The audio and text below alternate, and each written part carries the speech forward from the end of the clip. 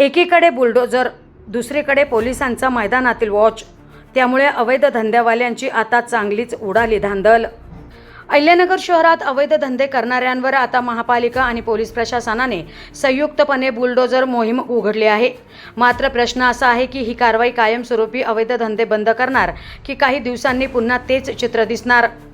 कोतवाली आणि तोफखाना पोलीस हद्दीत संयुक्त पथकाने धडक कारवाई करत तब्बल 12 अवैध दारूधंदे, हातभट्ट्या आणि मटका अड्ड्यांवर हातोडा चालवलाय.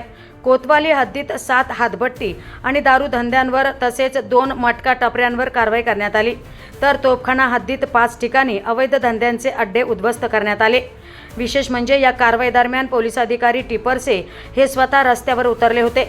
त्यांनी कारवाईच्या ठिकाणी प्रत्यक्ष उपस्थित राहून पथकाला मार्गदर्शन केले. त्यामुळे अवैध धंदेवाल्यांमध्ये मोठी खळबळ उडाली असून प्रशासन आता केवळ आदेश देत नसून प्रत्यक्ष मैदानात उतरल्याचे चित्र पाहायला मिळाले. भारतरत्न डॉक्टर बाबासाहेब आंबेडकर चौक, कायनेटिक चौक, मल्हार चौक परिसर, तपोवन रोड, यशोदानगर आणि भाजी बाजार मैदान परिसरातील अनेक अवैध शेड्स जमीनदोस्त करण्यात आले. यावेळी अनधिकृत वीज जोडण्या देखील खंडित करण्यात आल्या. महापालिका आणि पोलीस प्रशासनाच्या या धडक कारवाईमुळे अवैध धंदेवाल्यांचे धाबे दणाणले आहेत.